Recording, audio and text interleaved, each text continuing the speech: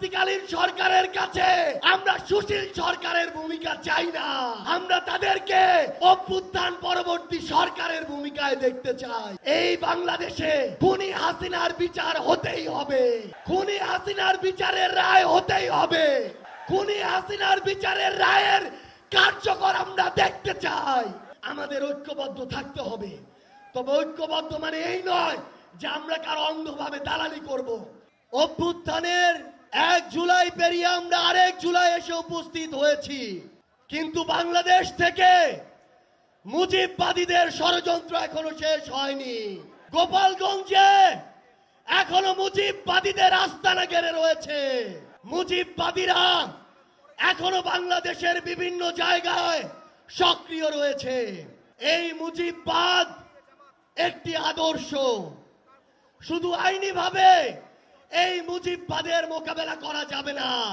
আমাদেরকে অর্থনৈতিক ভাবে, রাজনৈতিক ভাবে, সাংস্কৃতিক ভাবে এই মুজিববাদের কোমর ভেঙে দিতে হবে। আমাদের মধ্যে রাজনৈতিক মতপার্থক্য থাকতে পারে, কিন্তু এই মুজিববাদের প্রশ্নে, এই স্বৈরাচারের প্রশ্নে অভ্যুত্থানের সকল শক্তিকে ঐক্যবদ্ধ থাকতে হবে। সংগ্রামী সহযোদ্ধারা, এই বাংলাদেশে আবারও নতুন করে মুজিববাদী ভারতপন্থী শক্তিগুলো এখন সক্রিয় হচ্ছে।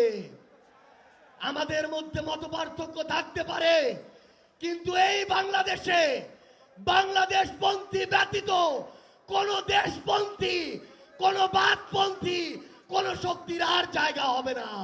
সংগ্রামী সহযোদ্ধারা, এই বাংলাদেশে আর ভারতীয় আধিপত্যবাদের জায়গা হতে দেয়া যাবে না। অন্য যে কোনো দেশের নামের কোন আধিপত্যবাদের জায়গা এই বাংলাদেশে হতে দেয়া যাবে না। সংগ্রামী সহযোদ্ধারা, হাজারের অধিক ছাত্র জনতা জীবন দিয়েছে। আমার হাজার হাজার সহযোদ্ধা আজকে আমার সামনে রয়েছে। আমাদের একটা আকাঙ্ক্ষা ছিল, গত জুলাইয়ে ওই আগস্টের 5 তারিখে আমাদের যে স্বপ্ন ছিল, আরেক আগস্ট আসতে চলেছে, আমাদের সেই স্বপ্নগুলো পূরণ হয়নি। অন্তর্বর্তীকালীন সরকারের কাছে আমরা সুশীল সরকারের ভূমিকা চাই না। আমরা তাদেরকে অভ্যুত্থান পরবর্তী সরকারের ভূমিকায় দেখতে চাই। আমরা স্পষ্ট করে বলতে চাই, অভ্যুত্থান পরবর্তী বাংলাদেশে আমাদের বিচার লাগবে। এই বাংলাদেশে খুনি হাসিনার বিচার হতেই হবে।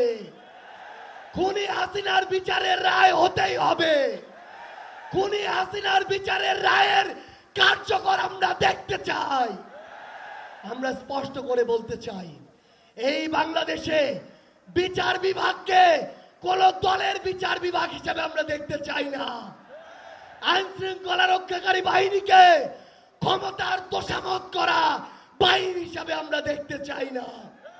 আমরা স্পষ্ট করে আপনাদেরকে বলি, 72-এর মুজিববাদী সংবিধানকে এক পাশে রেখে কোনদিন এই বাংলাদেশপন্থী বাংলাদেশ সম্ভব নয়।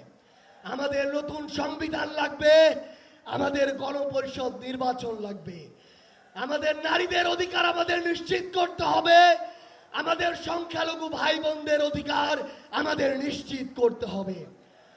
আমরা 1947 সালের উপনিবেশ বিরোধী যে আকাঙ্ক্ষা, 71-এর স্বাধীনতার যে আকাঙ্ক্ষা, 24-এর মুক্তির যে আকাঙ্ক্ষা, সেই আকাঙ্ক্ষাকে ধারণ করে ঐক্যবদ্ধভাবে আমাদের আগামীর বাংলাদেশ গড়তে হবে। আমরা স্পষ্ট করে সর্বশেষ একটি কথা বলে যাই, ফ্যাসিস্ট বিরোধী 24-এর শক্তি আমাদের ঐক্যবদ্ধ থাকতে হবে। তবে ঐক্যবদ্ধ মানে এই নয় যে আমরা কারো অন্ধভাবে দালালি করব। কেউ যদি চাঁদাবাজি করে আমরা সেটা মুখের উপরে বলবো, কেউ যদি সিন্ডিকেট চালায় আমরা সেটাও বলবো, কেউ যদি দখলদারিত্ব করে আমরা সেটাও বলবো। তবে আওয়ামী লীগের প্রশ্নে আমরা ঐক্যবদ্ধভাবে আমাদের লড়াই চালিয়ে যাব।